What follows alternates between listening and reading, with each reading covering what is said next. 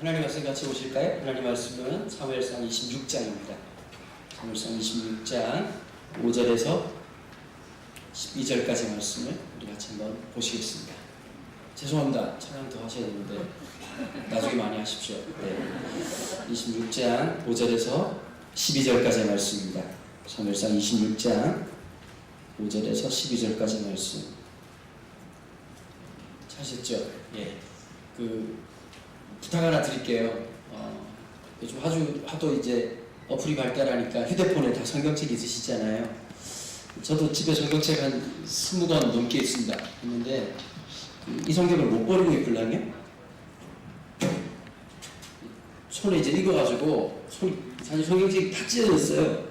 이게 손에 익은 성경이 참 필요해요. 왜 그러냐면 살다 보면 20대 때 가장 힘들 때 만났던 말씀이 남아있는 흔적이 있거든요. 30대, 40대 때 어플에서 남길 수 없지만 책에서 남아있는 눈물 흘리며 기도할 때 떨어졌던 얼룩진 성경 한 장이 남아있는 거 굉장히 중요한 것 같아요. 그래서 여러분 꼭 성경책 한번 손에 닿을 때까지 좀 가지고 다니십시오. 이런 건 아멘 안 하셔도 되지만 꼭 좀 그런 시간들 가지십시오. 5절 제가 읽고요. 6절 읽고 이렇게 교도하시겠습니다. 다윗이 일어나 사울이 진친 곳에 이르러 사울과 넬의 아들 군대장관 아브넬이 머무는 곳을 본즉 사울이 진영 가운데 누웠고 백성은 그를 둘러 진쳤더라.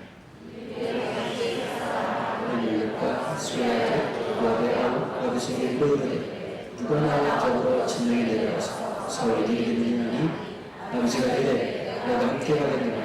다윗과 아비새가 밤에 그 백성에게 나아가 본즉 사울이 진영 가운데 누워 자고 창은 머리 땅에 꽂혀 있고 아브넬과 백성들은 그를 둘러 누웠는지라.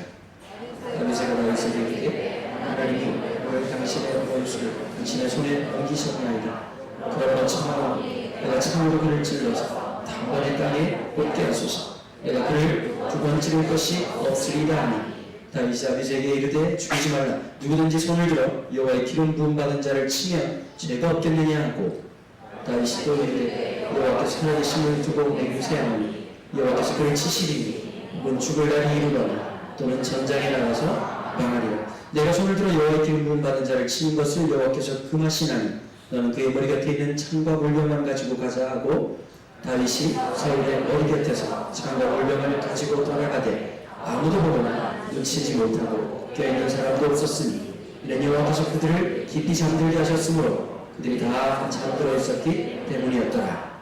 아멘. 많은 사람들이 이렇게 생각을 하죠. 신앙이 좋으면, 믿음이 좋으면 아무 문제가 없을 거라고 생각합니다. 제가 볼 때 가장 큰 착각이 바로 거기에 있지 않나 이런 생각이 있습니다. 왜냐하면 여러분 그 기준으로 따지면 예수님의 제자들 그리고 성경에 나오는 수많은 사람들은 저주받은 인생을 살았던 것입니다. 그리스도인들은 고난이 있습니다. 그리스도인들은 역경이 있습니다. 저희 할아버님이 91세에 돌아가셨습니다. 저희 집안은 조금 우습게도요, 장수 아니면 단명이라고 하는 그 필연적 안타까움이 있습니다.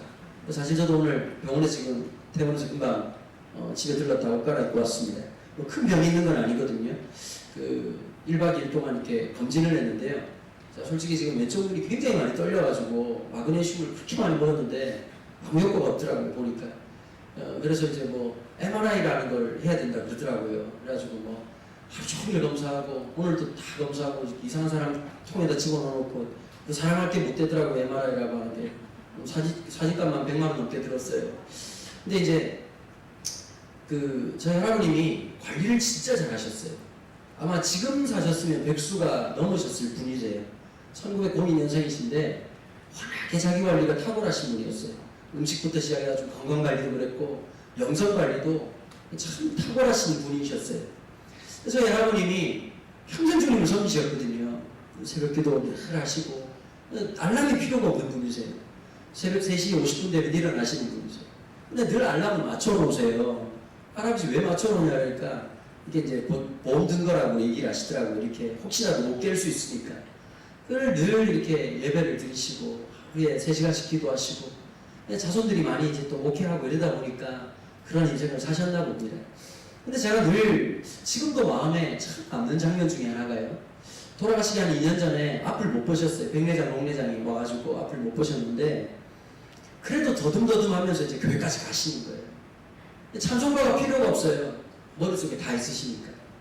거의 신약을 다 외우셨거든요. 늘 성경을 보시고 늘 묵상하는 삶들을 살아가셨으니까. 그럼에도 불구하고 예배 갔다 오시면 하루 종일 극동방송을 들으시는 거예요. 그럼 극동방송 들어보시면 알겠지만 한 3분의 2 정도는 참 신앙을 유지하기 힘든 설교가 많이 나오거든요. 참 예수님이 너무 재미없고 이렇게 만드시는 놀라운 목사님들이 많이 계시지 않습니까? 근데 이제 그저 방송을 하루 종일 듣고 계시는 거예요. 제가 듣기에도 참 지겨워가지고 있다가 아니 할아버지 평생 예배 드렸는데 무슨 설교를 또 들으시냐고 그랬더니 이 경상도 분이신자 할아버님이 이런 얘기를 하시더라고요. 야 막판에 똥 안 싸려고 그런 거야 그러시는 거예요. 그게 경상도적인 표현이거든요. 신앙생활 열심히 하다가 마지막에 성령으로 시작했다가 육신으로 마치는 분들 예를 안 들어도 많이 있잖아요. 이제 한국교회에. 근데 제가 저희 할아버지한테 배운 게 하나 있어요. 구원론이라고 하는 것을 제가 신학대학원에서 신학을 공부하면서 배운 게 아니라 저희 할아버지를 통해서 배웠어요. 한국 사람들의 구원론은 굉장히 조금 뭐라 그럴까요? 20세기 들어와가지고 미국의 신학이 굉장히 가벼워지게 됩니다. 많은 학자들이 있었는데 그런 학자들 중에서 만들어진 게 뭐 예를 들면 뭐 제가 어떤 선교단체를 폄하하려고 하는 거 아닙니다. 사형이라고 하든지 아니면 뭐 글없는 책 이런 전도법들 있잖아요. 그렇죠? 오늘 당신 예수님 믿고 오늘 당장 죽어도 천국 갈 자신 있습니까? 여러 가지 종류들이 나옵니다. 여러분 그러다 보니까 한국 기독교는 좀 어떠냐면 좀 이런 거예요. 오늘 이 시간에 예수 믿기로 손드는 순간 하나님 백성이 되는 거고 그러고 이제 천국 간다라고 생각을 하는 거예요. 그게 틀렸다는 말이 아니라 여러분 구원이라고 하는 것은 두 가지 속성이 있습니다. 어떤 것이 있느냐면 주님이 다시 오실 거 믿으시죠? 혹시 모르시는 분들 계실까봐 얘기하는 거예요. 주님 다시 오실 건데 거기에서 얻는 구원, 종말론적인 구원을 얘기를 해요. 또 하나가 있어요. 주님은 제 모든 것들을 제 모든 사탄의 모든 권세들을 깨뜨리셨어요. 믿으시죠? 주님이 지금 왕이시죠? 믿으십니까? 여러분 주님은 우리의 모든 죄를 지시고 십자가에 죽으시고 죽음의 권세를 깨뜨리시고 부활하셨습니다. 그리고 승천하셨습니다. 그리고 하늘 보좌에 앉으셨습니다. 뭘 얘기할까요? 주님이 통치하시는 세상입니다. 그럼 하나님 나라는 이미 시작되었습니다. 주님이 통치하시기 때문입니다. 그래서 하나님의 나라라고 하는 구원의 속성은 두 가지 시제가 동시에 주어집니다. 이미라고 하는 시제와 아직이라고 하는 시제입니다. 우리에게 이미 주어진 구원이지만 우리는 구원을 이룬 사람들이 아니라 구원을 이루실 주님의 나라를 향해서 쫓아가는 사람입니다. 그래서 뭐가 있어야 되냐니까 구원의 긴장성이 있어야 됩니다. 날마다 두렵고 떨릴 줄 아는 마음이 있어야 됩니다. 저희 할아버님 그 얘기 하시더라고요. 어제 신앙으로 오늘을 사는 거 아니다. 오늘을 살아갈 그 말씀이 필요하다는 거예요. 그래서 그렇게 말씀을 듣고 쫓아가시고 긴장을 놓치지 않으시는 거예요. 그래서 제가 저희 할아버지한테 물어봤어요. 그렇게 설교를 많이 들으셨는데 제일 기억에 남는 설교 90평생을 살아오시면서 어떤 설교가 남습니까? 그랬더니 제가 깜짝 놀랄 이름이 딱 들리는 거예요. 누구를 얘기하시느냐? 손양호 목사님 얘기를 하시더라고요. 손양호 목사님이 1902년생이시고 저희 할아버님이랑 같이 동갑이세요. 키가 굉장히 작으셨대요. 한 153cm 정도 굉장히 작으시죠. 난쟁이 똥자루만 하신 그런 분이셨는데 저희 할아버님은 좀 이렇게 몸집이 되게 좋으셨거든요. 한참 젊을 때 135kg 나가셨대요. 거기다 6단에다가 씨름 장사 출신이시니까 아들들이 얼마나 많이 낳았겠습니까? 5남 2녀가 이제 살아남았고 그 두 분은 또 먼저 돌아가셨어요. 원래 9분 나오셨는데 워낙 등치가 좋고 그러시니까요. 할아버지가 예전에는 사경회를 하면 지금하고 달랐대요. 붕회를 한 게 아니라 사경회를 했었어요. 사경회는 뭐냐면 교회에서 이제 전도사님들이 계신 교회도 있고 목사님들이 안 계신 교회가 더러더러 있잖아요. 그렇죠? 그러다 보니까 예를 들면 시편을 설교를 잘하는 목사님을 모셔서 봄사경회를 하는 거예요. 그래서 한 번을 떼는 겁니다. 4박 5일 내지 5박 6일 동안 새벽, 낮, 저녁 해가지고 성경을 완전히 그냥 그 한 번을 떼는 거예요. 또 다른 목사님들 보시고. 예전에 보면 어르신들이 대단하셨어요. 5박 6일 동안 교회에서 집회를 하면 3박 4일 동안은 집회를 하고 나머지 1박 2일을 어떻게 하느냐? 이 들었던 말씀을 내 실생활 속에서 어떻게 적용할 건지에 대한 삶의 적용을 위한 집회를 따로 했다는 거예요. 우리보다 훨씬 더 수준이 있었죠. 그렇죠? 근데 손양호 목사님이 했던 설교 중에 평생에 남는 설교가 다른 설교가 아니었다는 거예요. 여러분 보통 여러분 불교는 종교로 말하자면 아니, 그 도형으로 말하자면 원을 좀 상징적으로 얘기하잖아요, 그죠? 원만한 삶, 부딪히지 않는 것, 미워하지 않는 것, 증오하지 않는 것. 기독교의 심벌을 하면 뭘까요? 십자가지 않습니까? 십자가라고 하는 건 오른쪽으로 넘어져도 부딪히고 왼쪽으로 넘어져도 부딪히는 거예요. 손양호 목사님 그 얘기를 하셨다는 거예요. 그리스도의 삶이 부딪히는 삶이다. 갈등이 없는 신앙은 가짜다. 무언가 문제가 있는 거다. 여러분, 우리가 20대로 살아가고 오늘 제가 청년 모임이라고 하는데 청년이라고 말하기는 굉장히 좀 이렇게 그런 분들 들어들어 계시고 마음은 청년이시라고 동의하고 있어요. 여러분, 20대로서 겪는 갈등이 있거든요. 그렇지 않아요? 사랑의 문제에 대한 갈등이 있죠. 내가 이제 이 남자를 만나는데 좋다가도 썸 탈 때가 좋지만 진지하게 생각하는 순간 좀 가슴 답답하잖아요. 자매들 너무 답답하지 않으세요? 좀 잘생기고 센스 있고 믿음 좋고 돈 잘 버는 남자는 존재하지가 않습니다. 그러면 왜 그런 사람이 없을까요? 간단하게 말씀드릴게요. 그런 사람이 왜 자매를 만납니까? 말 하나 드시겠죠, 그렇죠? 거울을 보면 답이 나오지 않습니까? 형제들도 마찬가지죠. 이쁘고 날씬한 애가 왜 날 만납니까? 딴 데 가면 강남에 좋은 분들 많이 계시는데 왜 날 만나겠습니까?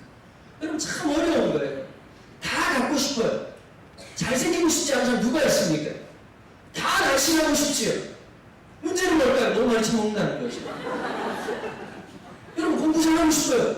못하고 싶은 사람 누가 있겠습니까? 책만 보면 우울증이 온다는 거죠. 눈이 막 답답해지고 힘들다는 거죠. 누구나 다 그런 마음 아니겠어요? 다 모든 사람들이 좋은 직장 갖고 싶지요. 돈 많이 버는 직장 갖고 싶지요. 근데 나만 떨어진다는 안타까운 사실이 있는 겁니다. 쉽지 않아요. 사랑도 하나 쉽지 않고요. 직장 하나 구하는 것도 쉽지 않아요. 하면 된다고 얘기하는데 하면 되는 게 안 되는 게 너무 많다는 사실을 발견하게 되는 거예요. 여러분 10대 때까지만 해도 이런 거 있잖아요. 청소년 때만 해도 너 꿈이 뭐냐 그러면 아무리 공부를 못해도 저 의사 되고 싶습니다. 그러면 마음으로 욕을 해도 속으로 욕을 해도 그래 열심히 하면 할 수 있다 이렇게 얘기하지만 20대가 한 중반 후반 넘어가지고 저 의사가 되고 싶습니다. 그러면 그 병원에 빨리 가야 되겠다 이렇게 얘기를 하지 않습니까? 사랑이라고 하는 게 뻔하거든요. 사랑이라는 것에 대한 한계를 느낍니다. 30대는 다를까요? 여러분 저도 지나보니까 제일 힘들 때가 언제였느냐 29, 12월 31일이 제일 힘듭니다. 30이 되면 나이에 니은자 붙으면 뭔가 이루어졌을 거라고 생각을 했고 사랑도 이루어졌을 거라고 생각했고 사역도 안정감이 있을 줄 알았습니다. 이런 젠장 되는 게 아무것도 없었습니다. 아무것도 이루어지지 않는 거예요. 찬송가 아무리 뒤져봐도 위로될 찬송가가 없어요. 위로할 수 있는 유일한 곡이 돌아가신 광석형이 불렀던 서른 즈음에 이런 노래 외에는 무슨 말인지 못 알아들으시죠, 그렇죠? 그런 노래가 있습니다. 참 수천 번 수백 번 불렀던 것 같습니다. 쉽지 않더라고요. 나의 인생 속에서. 제가 여기 딱 들어와가지고 기도하는데 뭘 놓고 기도하냐니까 요즘 저희가 교회가 이제 장소를 구하고 있거든요. 학교를 빌려서 예배드리고 있다가 학교에서 나가래요. 뭐 어리니까 어쩔 수 없잖아요, 그렇죠? 장소만 보면 요즘 기도가 자절로 나와요. 뭐 딴 지방 가서 집회하다가 이제 헬스클럽 가서 운동하는데 헬스클럽도 보면 공간 잘 돼 있는 거 보면 하나님 헬스클럽도 주시는데 왜 전 안 주십니까? 이런 생각이 들고 뭐 야 여기 딱 들어오자마자 제 마음이 들더라고. 하나님 어린교회 예배당도 많은데 이런 거 하나 주시면 안 됩니까? 하나님 땅도 많을 텐데 우리 같이 부산한 교회 좀 도와주시면 안 됩니까? 마음속에요 늘 허덕허덕거리는 게 있어요. 누구에게나 그런 게 있어요. 여러분 더 답답한 게 뭔지 아세요? 나는 내 인생을 너무 고민하는데 쓸데없는 사람들이 저보고 이런 얘기하는 거예요. 다른 사람 다 걱정돼도 강목사님 걱정 안 된다는 그건 네 생각이고 여러분 늘 마음에 지치면 그런 얘기 많이 들으시죠, 그렇죠? 야 너무 걱정이 안 된다. 나는 왜 걱정이 되는 거예요?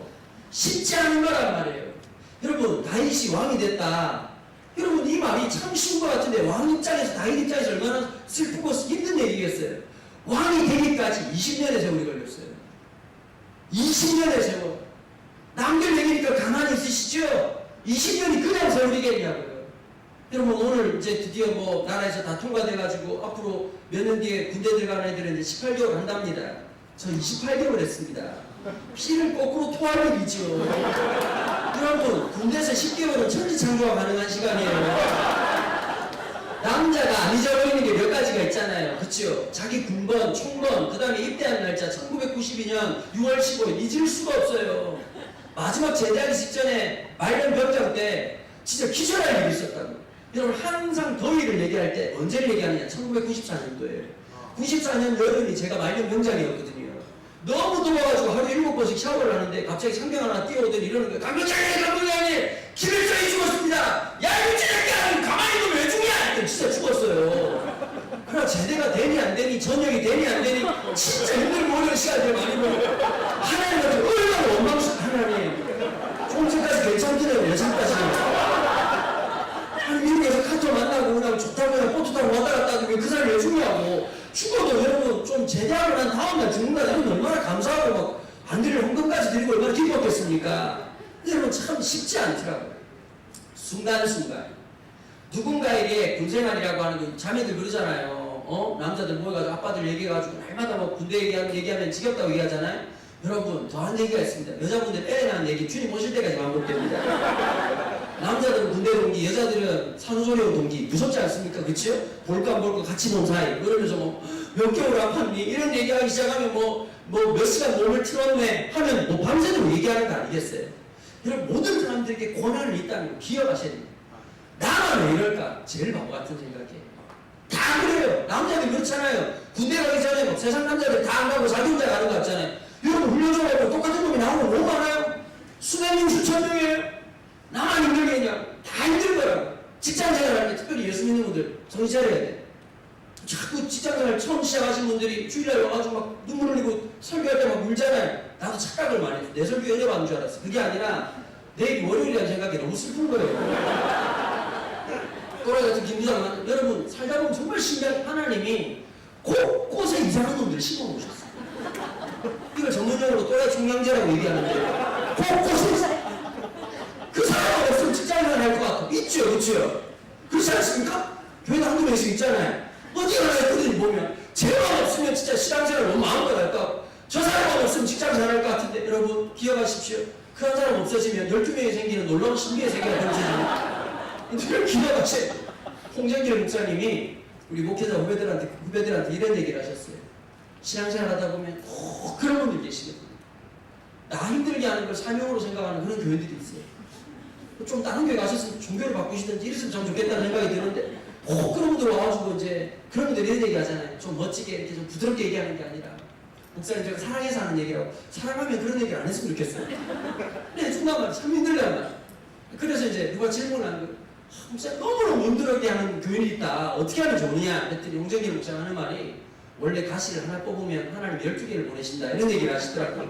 그래서 결론이 뭐냐니까 그냥 하나로 감사하고 살자. 이게 결론이었습니다. 여러분 모든 사람들에게 고난이 있습니다. 모든 사람들에게 역결이 있습니다. 여러분 보통 목사님들이 그런 얘기 하잖아요. 하나님은 준비된 사람 있으신다. 그게 맞을 수도 있고 안 맞을 수도 있어요. 하나님은 어떤 전형적 방식에 매이는 분이 아니세요. 하나님도 어떨 때가 있느냐면 먼저 세워서 운전시킬 때가 있어요. 대표적인 케이스가 다윗이잖아요.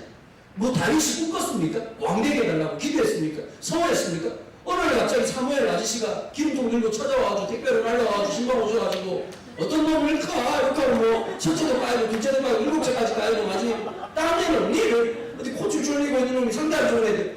여러분 부족 국가 시대 때 어떤 남자가 제일 좋은 남자일까요? 지금처럼 뭐 여리여리하고 감성적이고 요리 잘하는 이런 남자가 아니라 상남자죠. 상남자. 전쟁의 시대니까 전쟁이라고 하는 건 싸워봐야 하는 게 아니라 딱 보는 순간 쟤랑 싸우면 기에 눌려가지고 쉽겠구나 그런 몽타주를 갖고 있어야 되고 용감성을 갖고 다윗은 원래 하나님 나라 예체능이었잖아요.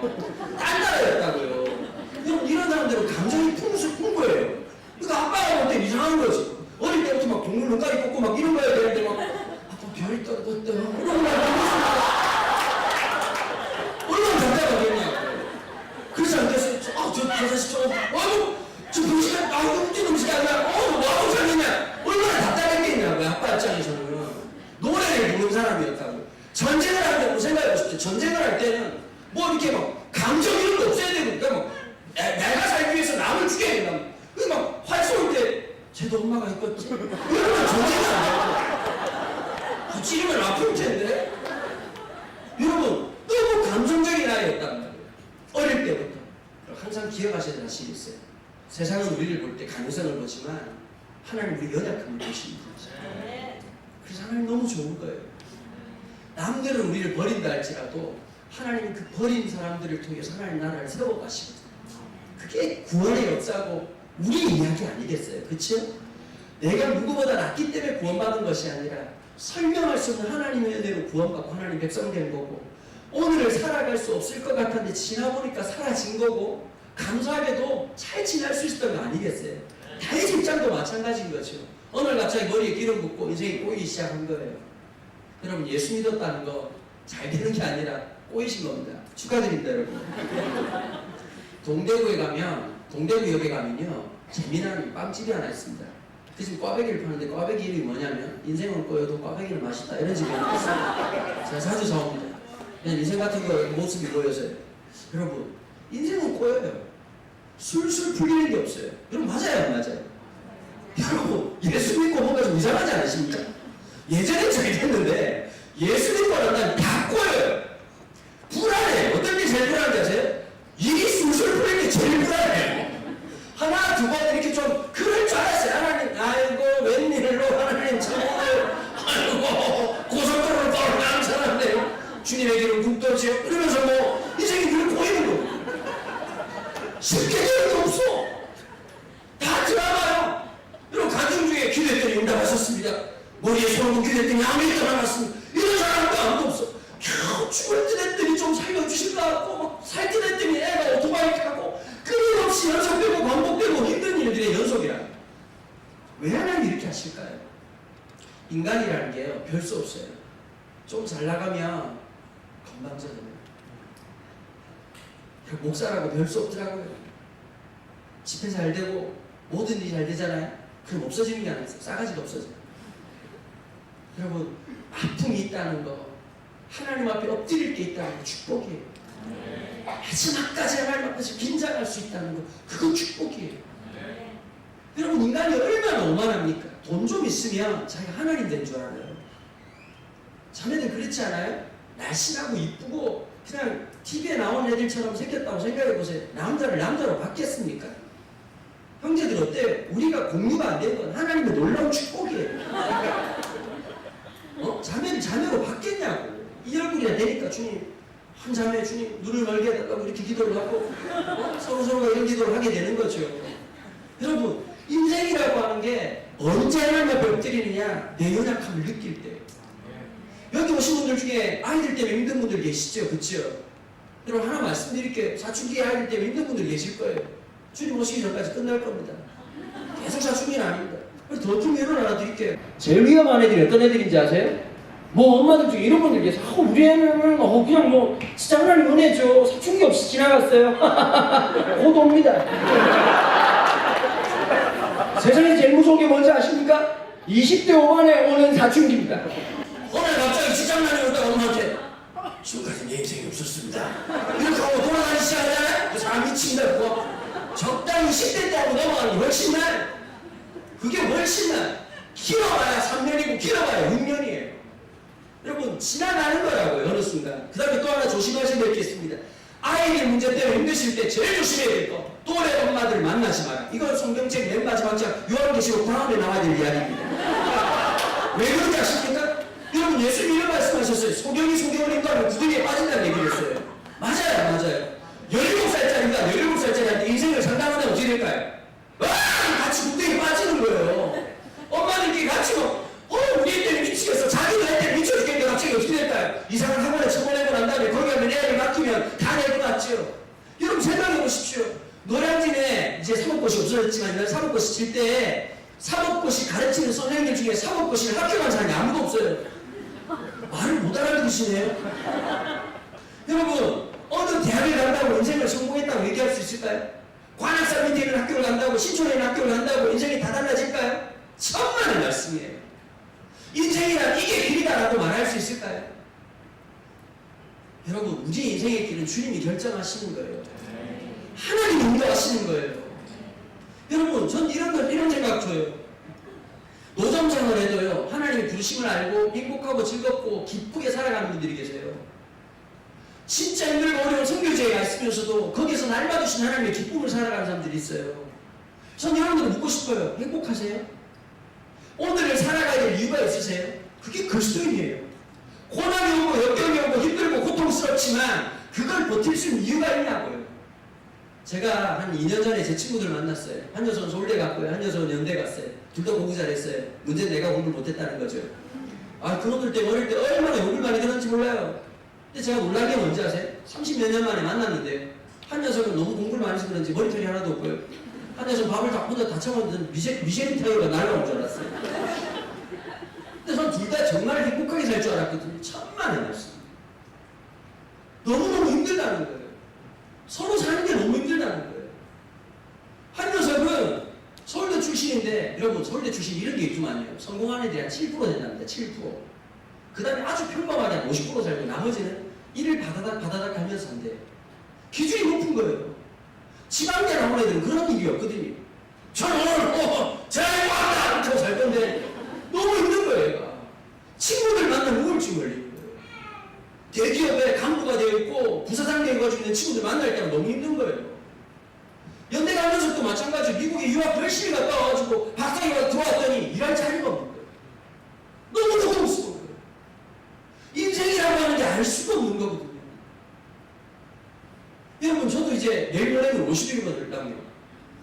둘이서 만나가지고 친구들 재미있어 만나가지고 이제 40대 후반 남자들끼리 만나가지고 얘기를 하는데 즐겁고 기쁘고 미래를 얘기하고 가슴이 뛰고 이런 일이 없더라고요. 보니까 제가 돌아오는 차 안에서 제 마음속에 이런 마음이 들었어요. 하나님 진짜 내 인생 너무 행복한 거거든요.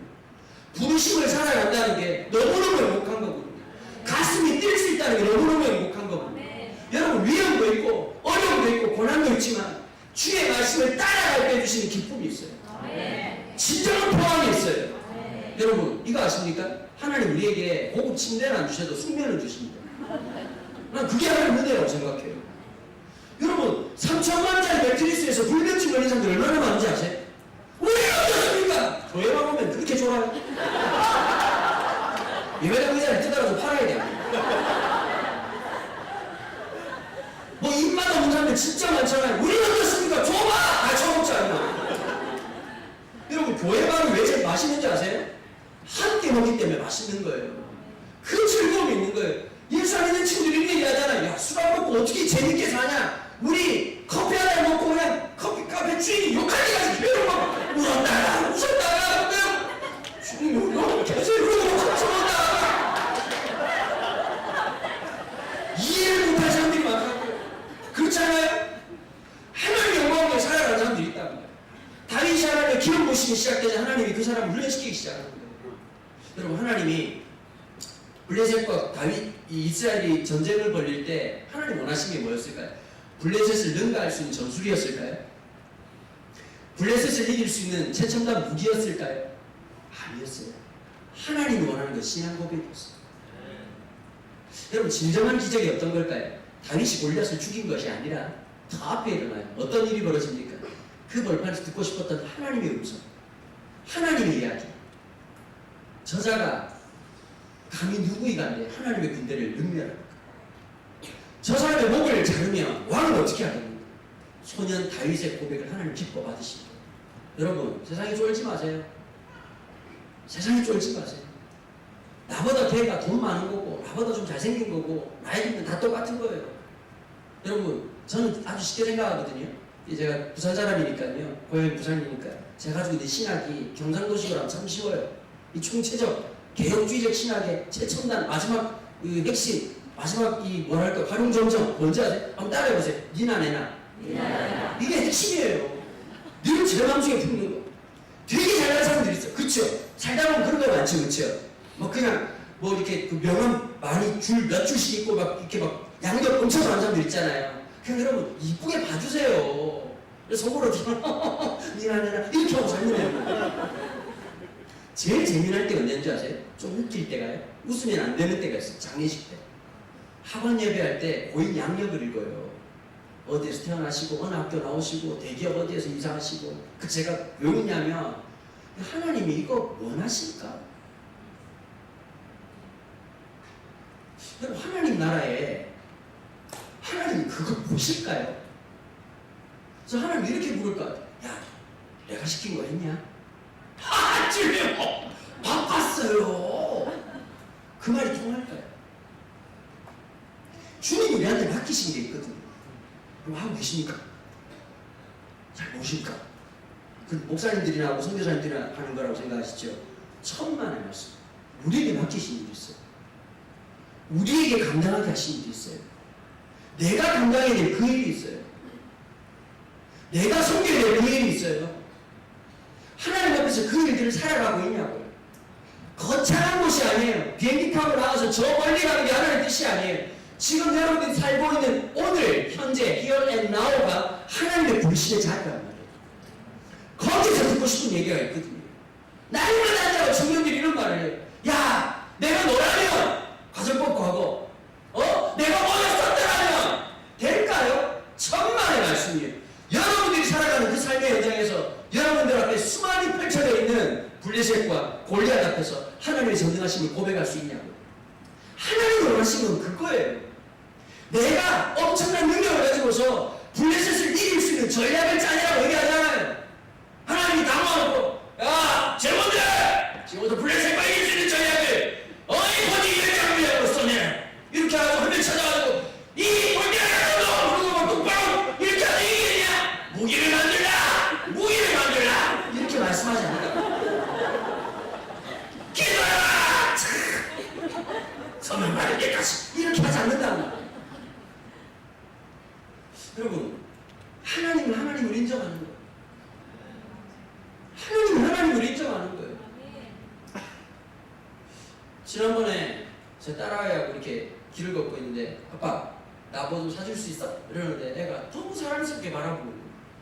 아들이 몇 대 때렸을 텐데 딸이라서 너무 사랑스러워. 그냥 아빠 사줄 수 있지. 그치?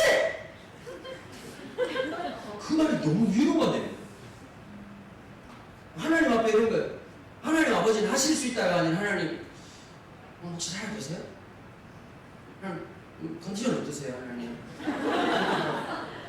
우울증 이런 거 아니시죠, 하나님? 천질 창조하시고 못 쉬어가지고 막 슬럼프 이런 거 아니시죠? 여러분, 하나님을 무시하지 마세요. 하나님 전능하신 분이세요. 당신의 기분에 따라 하나님을 평가하지 마세요. 그걸 뭐라고 말하는지 아세요? 오염된 복음이라고 얘기를 해요. 내 영혼에, 내 감정에, 내 상황에 눌려서 하나님을 오염시키지 마세요. 내 느낌이 하나님이라고 생각하지 마세요. 하나님을 하나님으로 보는 거예요. 여러분, 여러분들의 문제보다 하나님이 크시다는 고백을 하셔야 돼요. 여러분, 진정한 신앙 고백은 딴 게 아니에요. 전능하사 천지를 만드신 하나님 아버지를 내가 믿사오며 마치 주문해오듯이 외우고 있는 사도신경의 신앙 고백이 아니라 내 삶의 문제에 하나님의 크심을 바라보는 거예요. 내가 어떠한 일을 낳지만, 그래서 여러분 그리스도인들에게 잊지 말아야 될 게 하나 있어요. 절망이 아니라 기대예요. 하나님이 계시기 때문에, 하나님이 함께 하시기 때문에, 하나님이 붙잡아 주시기 때문에. 여러분, 절망적 상황 속에서도 우리가 아까 찬양했잖아요. 한나의 노래처럼 절망할 수 있는 상황에서도 노래할 수 있는 사람, 그게 그리스도인이에요. 제가 아는 교인들 중에, 교인 중에 한 분이 예수를 어떻게 믿게 됐냐, 장례식장에서 예수 믿게 됐대요. 아버님이 돌아가셨대요. 안 믿는 상태에서. 그런데 여러분, 장례식이라고 하는 게 심심하잖아요. 사람들이 많이 올 때 있지만 또 잘 안 올 때가 있잖아요. 성수기도 있고 비수기도 있잖아요. 옆방이 아마 기독교 장례식을 했나 봅니다. 근데 갑자기 제가 너무 놀랐대요. 노래를 부르더래요. 그래서 막 속으로 욕을 했대요. 진짜 이상한 사람들이 있어, 사람들 진짜. 예수 믿는 것들은 어떤 사람 중에 노래를 부르냐? 근데 아마 장로님이 기도를 하셨나봐요. 전능하신 아버지 하나님, 참 감사와 찬송을 올려드립니다. 사람이 자꾸 하셨는데 감사와 찬송을 올려드립니다. 이상한 집단을 봤다. 근데 그분이 안 들으려고 했는데 너무 잘 들리더래요. 예배 끝나고 난 다음에 이 느낌을 딱 받았대요. 저 사람들은 사랑할 것을 믿는 사람들이에요.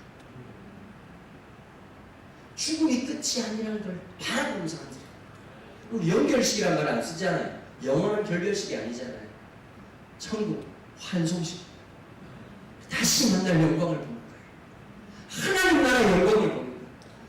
내가 봤을 때는 그분의 연약한 점, 흠 잡히고 주름 잡힌 것이 있었지만, 주님이 다시 오는 그날 우리가 만날 때는 흠이나 주름 잡힌 것 없이 온전한 하나님의 형상으로 우리가 그 영광된 모습을 함께 만날 기쁨을 갖고 있는 사람들이거든요. 기대를 갖고 있는 사람들이거든요. 여러분, 기억하십시오. 여러분들이 지금 환난과 역경 속에서 우리는 점점 하나님의 사람으로 빚어져 가는 거예요. 많은 사람들이 그 생각하잖아요. 20대가 제일 아름답다고 생각하잖아요. 한번 제가 여쭤볼게요. 여자분들이 가끔씩 거울 보다가 이제 늙었다. 그럼 기준이 있을 거 아니에요. 늙었다라고 하는 게, 그 우리나라 또 사회심리학자가 조사를 했더라고. 참 하여튼 우리나라에 똑똑한데 시간이 엄청 많은 사람들이 많아요. 보니까 조사를 했는데 한국 여자분들은 자기가 제일 좋았을 때를 25세에서 26세 때를 생각한대요. 그 기준이 지나고 나면 내가 이제 늙었다고 느낀다는. 물론 이제 개인마다 차이가 있겠죠. 남자들은 보통 30이라고 생각을 한대요. 늙었다고 생각을 하는 거예요. 근데 여러분, 전 이런 생각이 들어요. 하나님의 사람은 나이가 들수록 더 아름다운 것 같아요. 왠지 아세요? 하나님이 다듬어 가시니까. 여러분, 세월이 가면서 넓어지더라고요. 20대 때 이해가 안 되는 사람 있어요. 어떻게 클 수 있니 그 인간이? 30대 되잖아요. 조금 이해가 돼요. 40대 되면 어떻게 되는지 아세요? 나한테 위해를 가하지 않으면 괜찮다는 생각이 들어요. 사람이 달라져요. 넓어지는 거예요. 이해 안 됐던 사람이 이해가 되고, 사랑할 수 없던 사람이 사랑하게 되고, 용서할 수 없던 사람이 용서하게 되고, 닮아가는 거예요. 그 고난과 역경을 통해서 말입니다. 다윗이 그 고백을 하고 골리앗을 죽이는 거예요. 여러분, 믿음의 눈으로 보면 달라지기 시작하는 거예요. 제가 이 마음이 들더라고요. 처음에 여러분, 골리앗이 크다는 것 때문에 이스라엘 백성들에게 트라우마가 됐잖아요. 그 믿음의 눈으로 딱 보면 달라지기 시작합니다. 어차피 물맷돌로 맞추려고 하면 관역은 크면 클수록 더 좋은 거예요. 아마 이 생각했을 거예요. 와, 대충 던져도 맞겠다, 저 새끼. 여러분, 이게 생각이잖아요. 사람이 모든 걸 다 가지려고 하면 다 잃어요. 제가 보니까 왜 서울 분들이 신앙생활과 사회생활에서 힘드냐면 다 가지고 싶은 거예요. 한국 사람들이 이런 거 있잖아요. 날마다 고민하거든. 짜장면 먹을까? 짬뽕 먹을까? 자, 꼭 물어봐, 자매들은. 뭐 시킬 거야? 무거운 거 시키세요. 나 세상에 제일 싫은 게 있어. 한 입만. 그럼 이건 반칙입니다. 라면을 끓일 때 제가 아내한테 꼭 물어보거든요. 먹을 거냐? 안 먹는다. 절대 안 먹는다. 그 먹고 있으면 안 따라가지고 한 입만. 여러분, 그럴까봐 라면 봉지에 써있어요. 1인용이라고 써있어요. 1인용 플러스 한 입만 이렇게 안 되고 1인용. 이건 법적으로 정해야 돼. 혼자 안 먹어. 꼭 가지고 나가자. 이해가 안 돼. 왜 같이 이렇게 나눠 먹으려고? 그것만 먹고 짜장면, 짬뽕이 맞아요. 한국 사람들은 모든 걸 다 가지려고 해요. 그래서 사회심리학자가 얘기하더라고요. 한국에서만 있는 놀라운 음식이 짬짜면이라고. 다 포기하지 못한다는. 맞아요. 사회생활도 성공하고 싶고, 신앙생활도 성공하고 싶고, 연애도 성공하고 싶고, 돈도 많이 벌고 싶고, 좋은 차도 하고 싶죠. 그러니까 아무것도 못하시는 거예요. 하나님이 때로는 어떻게 하냐? 모든 걸 다 버리고 하나를 붙잡으라고 했어요. 그게 신앙이에요. 지금 여러분 당신의 삶에서 왜 헷갈리고 왜 갈등하는지 아십니까? 하나를 선택해야 되는 겁니다. 살고도 싶고 편하고도 싶고 그러면 골리앗하고 전쟁을 못하는 거예요. 딱 하나에 올인 하세요. 지금 해야 될 그것을 올인 하세요. 제가 살면서 진짜 무식한 때가 한 번 있었거든요. 신학대학원 4학년 때. 충신대 신학대학원 3학년 1학기 때인데요.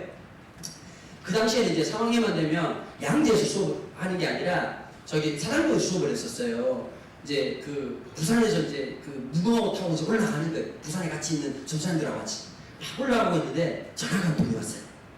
전화가 오는데 무슨 전화번호예요? 여보세요? 그랬더니 안녕하세요 전도사님 저 이찬수입니다. 이찬수 목사님 전화를 하신 거예요. 그 깜짝 놀랐죠. 그 당시만 해도 여러분 청소년사였대 이찬수 그러면 이거 완전 뭐 BTS 아닙니까? 방탄소년단 수준이거든요. 너무 놀래가지고 전화를 제가 앉아있다가 벌떡 일어났다니까요. 왜 그랬더니 저를 한번 만날 수 있을까요? 그러더라고요. 이찬수 목사님이 왜? 그 약속을 정했어. 그 옆에 있는 전도사들이 난리가 너희가 끝났다 임마! 와 끝났다 이러고 사인을 받겠다는 둥 만나러 가는데 별 생각이 안 들더라고요. 그때가 분당 우리 교회 개척하기 전이었어요. 개척하기 전에 이제 가는데 참 제가 좀 삐딱해요. 좀 이렇게 좀 애가 올고져가지고 이렇게 양복도 좀 곱게 입고 가가지고 이렇게 해야 될 텐데 제 마음속에 저도 제가 생각한 정말 이상한 놈. 내가 그분에게 잘 보이는 게 아니라 내가 이찬수라는 사람이 어떤 사람인지 간을 봐야 된다는 생각이 들더라고요. 그 어떤 짓을 했냐니까 트레이닝복을 아래 위로 입고 갔어요. 그 당시로선 충격적인 일이었거든요.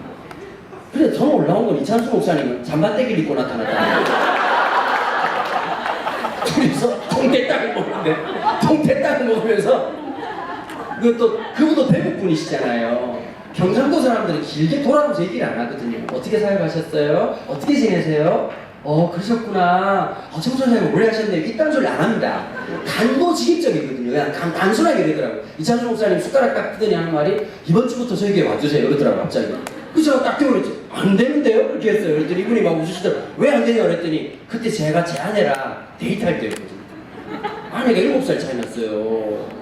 그 여자가 나를 들었다 놨다 좌절과 기쁨, 천국과 지옥을 계속 왔다 갔다 하면서 막 그냥 조울증, 영적 조울증에 빠지고 있을 때예요.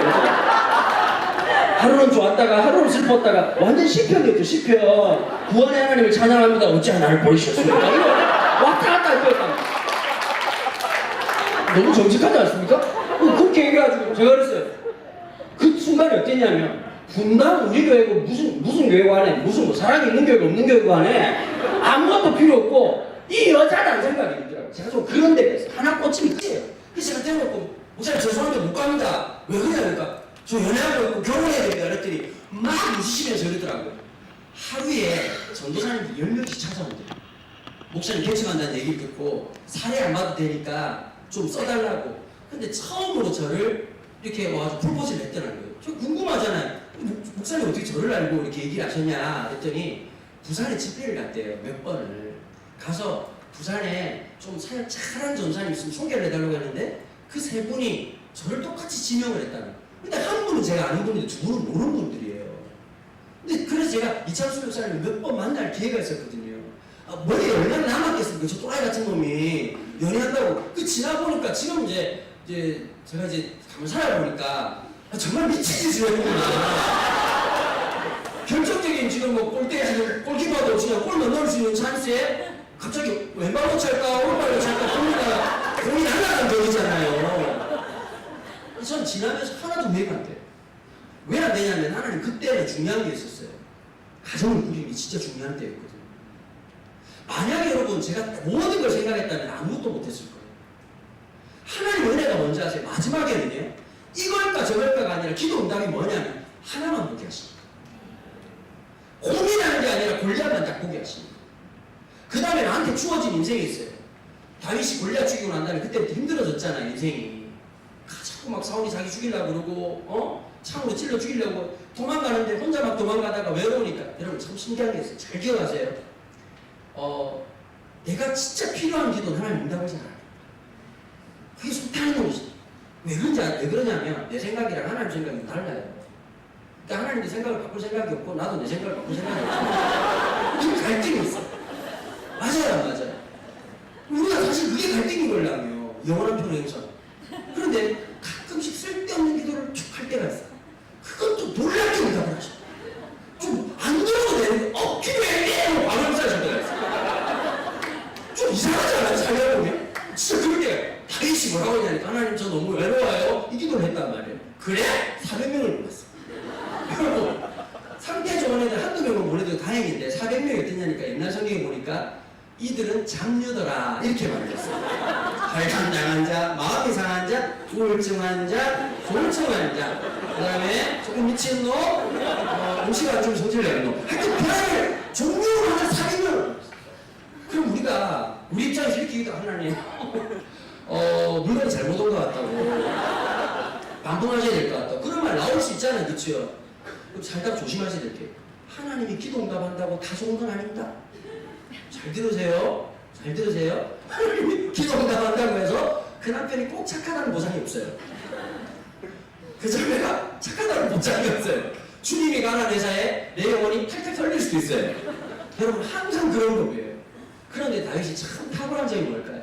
단 한 번도요. 자기에게 주어진 상황에서 하나님 앞에 원망하지 않았어요. 그 400명의 다른 사람들을 섬기고 돌보다가 뭐가 생겼을까요? 거기서 리더십이 생겼어요. 다윗하고 그 다음에 솔로몬하고 근본적으로 다른 게 있습니다. 다윗은 마치 뭐 어떤 그 설민석 선생의 표현처럼 애민정신이 있었어요. 왠지 아십니까? 13년 동안 인생 밑바닥을 겨본 사람. 가난한 사람들의 심정을 알고 집 없는 사람들의 서러움을 알고 배고파본 사람들의 서러움과 두려움과 염려 속에 있는 사람들의 마음을 몸으로 오롯이 배웠다. 여러분 리더십은요 아셔야 돼요. 박사학위로 배우는 거 아닙니다. 여러분 음식 맛집에 가면 아주머니들이 그 하시는 분들이 어머니 음식 어디서 배우셨어요? 그 무슨 학교 식품영양학과 나오셨어요? 이런 말 하지 않잖아요, 그죠? 어머니 어느 학교 나오셨어요? 그럼 아마 그분들이 뭐 후라이팬으로 대가리 깨울 수도 있어요. 음식이라고 하는 건 수많은 경험을 통해서 만들어진 거예요. 책으로만 배우는 게 아니에요. 손끝이 하는 거잖아요. 마찬가지예요. 그런 말이 있습니다. 기독교계에 어떤 말이냐니까 설교학 박사가 설교를 제일 못하고 리더십 전공하신 분이 리더십 제일 없다 이런 말이 있어요. 여러분 글로 배우는 게 아니라 상황으로 배우는 거거든요. 400명의 다른 사람들, 제가 400명이란 말 진짜 마음이 확 느껴지는 게 있어요. 저희 집 아이가요 중학교 2학년, 초등학교 6학년이에요. 한 애가 남자이고 한 애가 딸이에요. 그런데 참 신기한 게 있어요. 우리 아들 녀석은 고기를 그렇게 먹어요. 진짜 어마무시하게 먹어요. 대시간을 혼자 7인분을 처먹는 거예요. 너무 창피해가지고 불을 뺐더니 하는 말이 나보고 말하고 2인분이 넘어올 수 있었단 말이에요. 이런 거예요. 대치가 입장을 생각해야 될 거 아닙니까? 어마무시하게 먹어요. 근데 더 놀라운 게 뭐냐? 진짜 몸 벗겨보면요 난민도 이런 난민이 없어요. 진짜 생활형 얘가 식스팩 있는 놈이라니까요. 식스팩이 운동해서 만드는 식스팩이 아니라 저기 그 좀 힘든 나라에 보면 굶어서 만들어진 아시죠, 그죠? 진짜 안 될 거. 우리 딸은 어떠냐면 뭘 제일 좋아하냐? 무조건 라면이에요.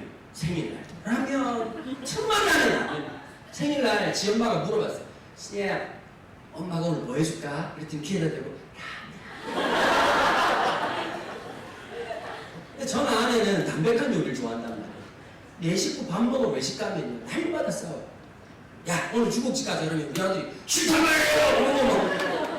하나가 뭐 결국 푸드코트에 가가지고 각기 소개를 오는 데를 하냐 이렇다고 하면 4명도 마음 맞추기 어려운데 400명 이렇게 생각해 보십시오. 그 중에 빨리 잠자는 사람도 있을 거고 늦게 자는 사람도 있을 거 아니에요. 와 저도 하루 입원하는데요 4인실에 2명이 있었어요. 근데 할아버지 한 분이 계셨는데 할아버지 한 분이 독방처럼 쓰시는 방이었어요. 그러니까 TV가 있으나 TV 선택권이 없는 그리고 귀가 잘 안 들리시나 봐요. 얼마나 크게 하는지 그냥 막 귀가 쩌렁쩌렁해서 잠을 못 자겠더라고요. 제가 어르신 소리를 좀 줄이시면 안 되냐 아! 이러더니 소리를 좀만 줄여달라고 했더니 소리를 더 키우시더라고요. 그러고는 9시에 갑자기 불을 끄시고 갑자기 이제 TV를 끄고 불을 끄고 주무시는 거예요. 그때 느꼈죠. 이때 못 자면 끝장이에요. 아니나 다를까 5시 반에 TV가 켜졌어요. 그러니까 나하고 와 그분하고 며칠 지내면 난 죽을 것 같더라고 보니까. 모든 게 그분 중심이에요. 여러분 생각해보세요. 살다가 미리 잔다는 사람도 있을 거고 늦게 잔다는 사람도 있을 거고 아마 다 맞았을 거 아니에요. 거기에서 다윗의 리더십이 잘하지 않았겠어요? 그 사람들과 함께 하면서.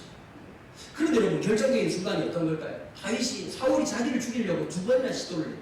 13년 동안 3,000명의 병력을 끄집어내가지고 자기를 죽이려고 하는데 26장에 한 번, 그 다음에 24장에 한 번, 24장에는 보니까 다윗이 아둘람고에 숨었다는 얘기를 듣고 3,000명 병력을 끌고 와가지고 찾으러 오는 거예요. 근데 동굴이 하나만 있는 게 아니라 석회암 동굴이기 때문에 동굴이 굉장히 많아요. 이름 찾기처럼 힘들지요. 그런데 숨어있단 말이에요. 숨어있는 입장이 얼마나 마음이 힘들었겠어요. 그런데 갑자기 사울이 들어오는 거예요. 심장이 터질 것 같지 않겠어요? 이게 술래잡기에도 이게 심장이 터질 판인데 자기 죽이려고 하는 사람이 들어오니까. 근데 성경에 보니까 뭐라고 했냐니까 발을 가리러 왔다. 이게 이제 똥 싼다는 표현이거든요. 옛날 성경에는 뭐 발을 가리러 왔다. 이번에 이제 개정개혁에는 뒤를 보러 왔다. 이렇게 표현되어 있잖아요. 이 똥 싸러 온 거예요. 여러분 철로 된 갑옷, 유일한 철기로 된 갑옷을 입고 있던 사울이 갑옷 벗고 지금 이제 똥 싸러 들어왔으니까 이게 보통 시급한 상황이 아니었을 거 아니에요. 그냥 뭐 참다가 이제 관리했던 얘기를 하는 거죠. 전하, 돈은 아닌 겁니다. 이렇게 얘기를 해가지고 옷을 다 벗고 이제 그 다리도 얼마나 놀랐겠냐고. 굳이 보고 싶지 않은 장면을 굳이 뭐 이렇게 막 또 한문이 해가지고 소리 또 얼마나 났겠으며 또 냄새를 얼마나 났겠습니까? 옆에서 다윗의 사람들이 이렇게 말하는 거예요. 다윗, 하나님 신 저거에 비해라. 그럼 사람이 제일 힘을 못 쓸 때가 언제인지 아십니까? 지금 이 순간. 항문 열리면 끝입니다. 근데 거기서 뭐 여러분 똥 싸고 있다 갑자기 칼 잡고 싸울 거 어떻게 할 거예요? 근데 그때 어떻게 하느냐? 다윗이 벗어놓은 옷자락을 다윗이 사울의 옷자락을 베고 똥 싸고 나간 놈한테 이제 소리를 부르는 거예요. 사울! 이러면 사울하고 불러요. 내가 언제 당신을 죽인다고 했습니까? 당신 죽이는 기회가 있었지만 죽이지 않았다고. 또 사울이 또 이제 좀 정신적으로 그때 좀 상태가 좀 좋지 않았잖아요. 갑자기 또 막 우는 거야 갑자기. 다윗! 내가 나를 오해했구나! 이러고 집에 갔단 말이야. 그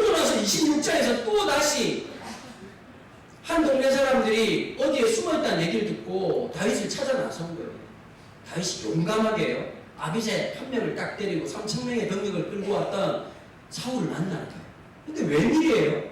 사울이 중간에 자고 있고 3,000명의 병력이 지켜야 될 거 아니에요. 근데 여러분, 홍해에 갈라진 것보다 더 큰 기적이 일어났어요. 3,000명이 다 자빠진 거예요.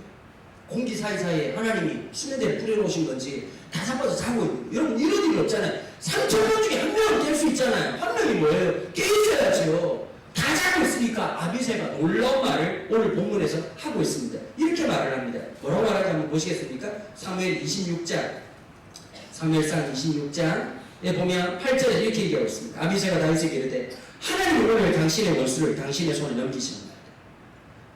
여러분 보세요. 내가 미워하는 사람이 있어요. 그럴 때 많은 그리스도인들이 원하는 건 하나님의 응답이 아니라 뭐가 필요한지 아세요? 내 편이 필요한 거예요. 저 사람이 너무 미워. 그러면 여러분 하나님 주신 정답 있잖아요. 원하지 않아요. 같이 저 나쁜 놈 이렇게 해주면 내 편이 필요한 거예요. 엄마들 상담해 보잖아요. 신기한 게 있어요. 엄마가 보는 자식이 있어요. 근데 다른 사람 입장에서 보면 괜찮은 면모도 있거든요.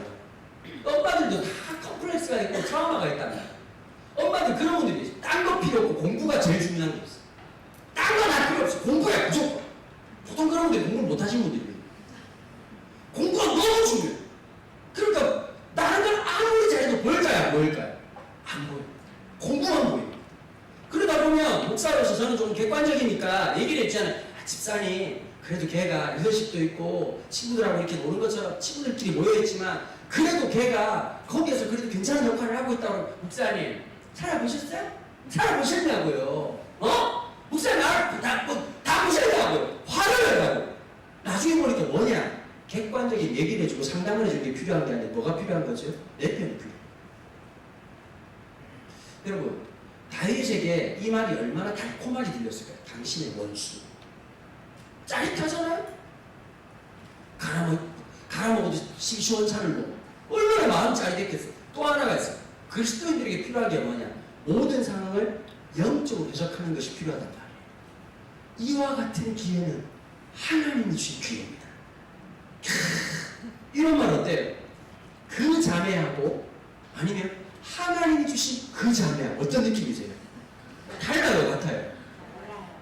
확실히 좀 달콤하죠. 이렇게 전체적으로 토픽이 잘 올라가는 느낌이죠. 진짜 그렇다니까요. 영적인 상황으로 얘기를 해주면 사람이 훅하고 빠져요. 얼마나 훅갈 수 있겠어요? 하나님이 누가 봐도 이 상황은 기적 같은 상황이에요. 그러잖아요? 다 자고 있으니까 아마 상상을 할 수 있잖아요. 자고 있다가 얼마나 무서운데 지나보니까 자도 너무 자니까 아마 뭐 이렇게 아비새 같은 애들이 막 손뼉도 쳐보고 뭐 이렇게 해도 다 잡고 자니까 얼마나 무서웠겠냐고요. 창을 뽑았다가 넣었다가 아마 이렇게 여러분 그 인문학적 상상력을 발휘한다면 별하별 이렇게 그 만화 같은 장면들이 연출될 수 있잖아요. 그럼 얘기하는 거예요. 보라고. 다이 보라고. 이거 하나의 주신 기회라고. 그치? 나도 그렇게 생각해. 그치? 이건 하나님이 당신의 원수를 죽이라고. 지난번에 똥 쌀 때 이미 항문을 찔렀어야 되는데 그때 하나님 똥꼬를 참으시는 바람에 이번 이런 기회를 주셨다. 여러분 사울이 자고 있어요. 사울이 키가 컸잖아요. 사울이 키가 컸걸랑요? 그랬으니까 생각을 해봐. 아비새가 또 멋진 분. 내가 보니까 서울 사람은 아니에요. 서울 사람은 분명히 그럴까요? 전하 제가 죽일까요 말까요? 이렇게 좀 애매하게 얘기해요. 책임감을 나중에 누구한테 맡길까요? 뭐 자기는 그러면 왕이 시켰다. 내가 보니까 경상도 스타일이에요. 한 번만 맡겨주셔. 내가 확실해. 이거는 두 번째 기 없는 게야. 한 번에만 면사야 고생하고 한 번만. 얼마나 시원하겠노. 다른 입장에서. 그럴래? 이러는 끝이야. 그럼 나중에 법정에서도 다윗이 아비새가 왜 그랬을까요? 늘 분노가 많았죠. 걔는 그렇게 말하거든. 얼마나 피할 거고. 다윗이 아마 성공지라고 기가 막힌 말을 하는데 거기에서 뭘 극복하느냐. 9절에 다윗이 아비새에게 이르되 죽이지 말라. 누구든지 제 손을 들어 여호와의 기름 부음 받은 자를 치면 죄가 없겠느냐. 여러분 오늘 제목이 분노를 넘어서요. 20대 그 다음에 한국 사람들 지금 현재 가장 큰 문제가 뭐냐. 한국 사람들의 정서가 분노예요. 한 놈만 놀려라. 공감하시죠? 차에다 십자가를 달면 뭐하냐고 내 앞에 그냥 뛰어들게 하면 바로 갑자기 어떻게 하지? 주변에 보혈로 그냥 쳐죽일 판이지. 십자가 못 박을 판이지 나중에. 다 분노가 있어요. 여러분 인터넷 댓글 보시면 비판이 아니라 자기 분노를 정당화합니다. 헨리 나웰이라고 영성신학자가 이런 얘기를 했거든요. 당신의 분노가 어디를 향한지를 보십시오. 여러분 내 분노가 어디를 향한지 볼 수 있는 시간이 언제일까요? 말씀 앞에 다스림을 받을 때가 아닙니다. 어느 날 내가 분노가 어디론가 계속 향하고 있는데 못 볼 때가 있다. 내 안에 있는 열등감을 건드려서 나오는 분노, 습관화되고 통로처럼 만들어진 딱 정해져 있는 루트가 있거든요. 여러분 말씀의 통치를 받을 때 그때 내 분노가 어디를 향하는지 거기에서 구조화가 일어날 수 있고 분노를 떠나보낼 수 있는 하나님 내 안에 습관화된 분노가 있습니다. 내 안에 이런 불안이 있습니다. 하나님 긍휼히 여겨주십시오. 여러분 만약에 다윗이 사울을 죽였다 그러면 앞으로 힘주고 권력 주면 조금이라도 나한테 원수짓 하면 다 찔러 죽였을 거예요. 그죠? 다윗은 어떤 사람이었을까요? 말씀의 지배를 받는 사람이었어요. 그래서 이 본문을 가지고 유진 피터슨이라는 목사님이 계세요. 목사들의 목사라고 하는 별명이 붙어있는 분이신데 이분이 이렇게 주석을 했어요. 다윗은 하나님의 통치를 받는 왕이었다. 하나님을 왕으로 섬기는 왕이었다. 여러분 주의 다스림을 받는 여러분들이 축복합니다. 오늘도 말씀 앞에서 무릎 꿇는 거예요. 제가 지금 이해가 돼요. 저희 아버님이 원로 목사님이신데요.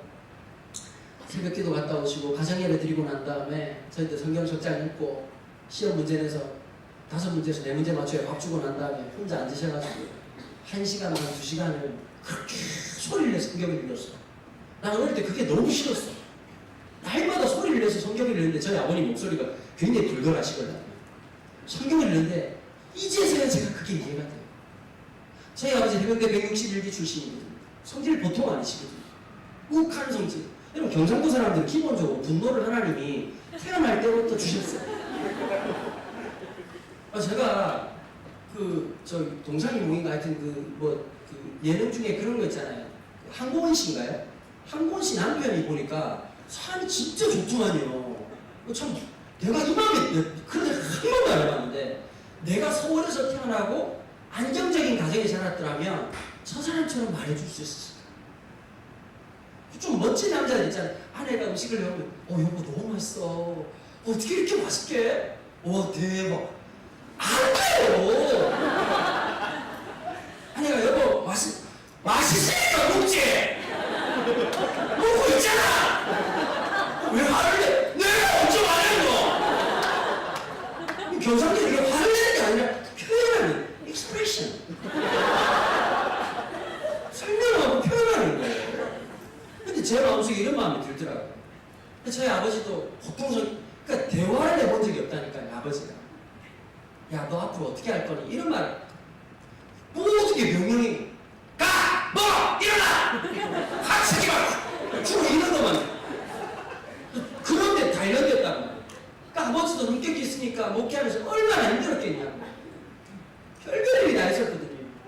저희 아버님이 진짜 이상한 목회를 많이 하셨어요. 개척을 3번 하셨는데요. 개척 3번 하면서 정신병자를 집에 데려오시고 그 다음에 출소해가지고 별 5개 있는 형 데려와가지고 진짜 내가 중학교 3학년 때부터 고등학교 3학년 때까지 산동네 살았거든요. 산동네.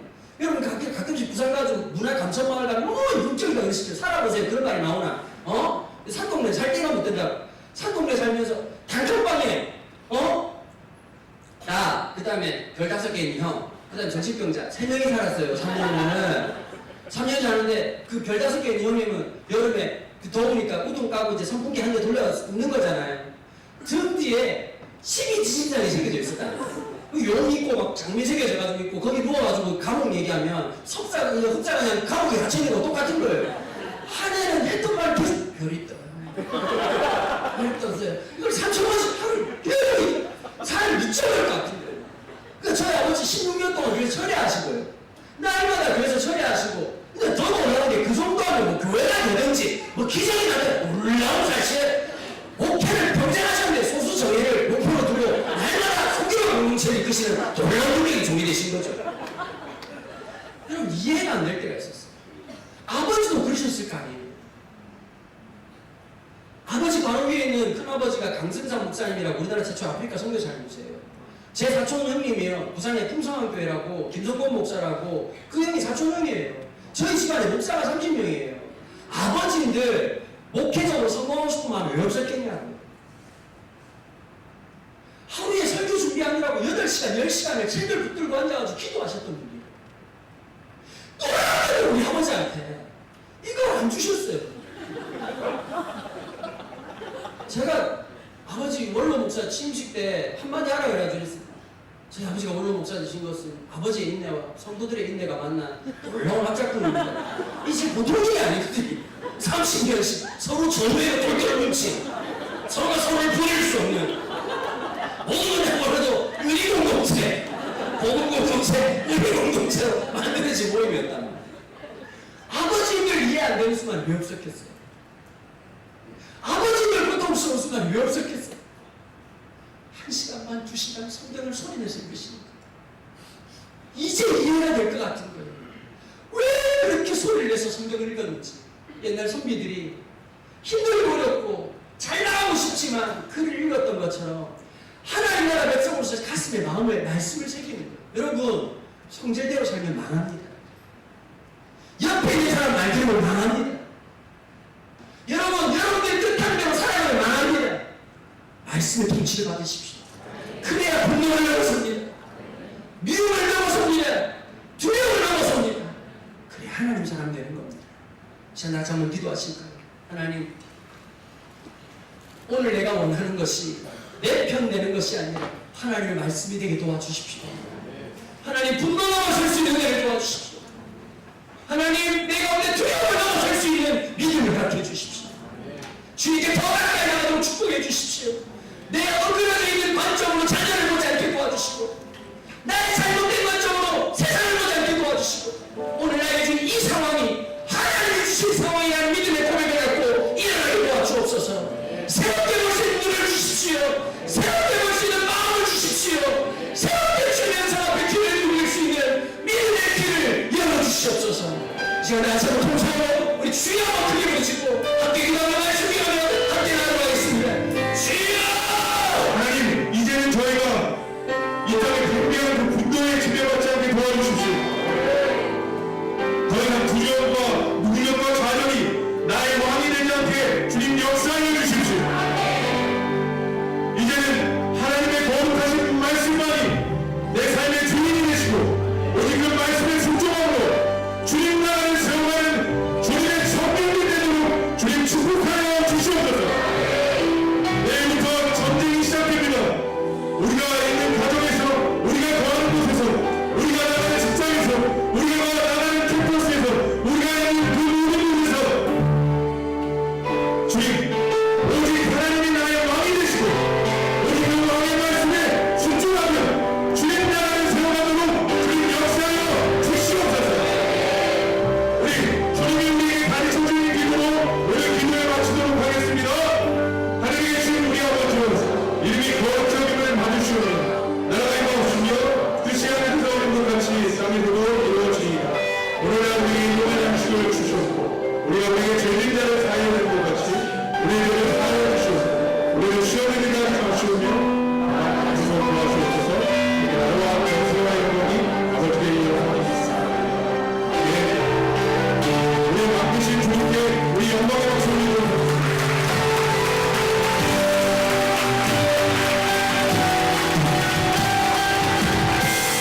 하나만 강구하도록 하겠습니다. 우리 10월과 11월 달에는 다니엘 기도회와 다니엘 기도회 준비 기도회가 있습니다. 이거 2달 동안은 주임제 기도회가 오고요. 12월 달에 다시 모이도록 하겠습니다. 이 시간 이후에는 계속해서 기도하는 시간이니까요. 충분히 주님 앞에 기도하시고 또 말씀의 통치를 받는 여러분 되시기 바랍니다.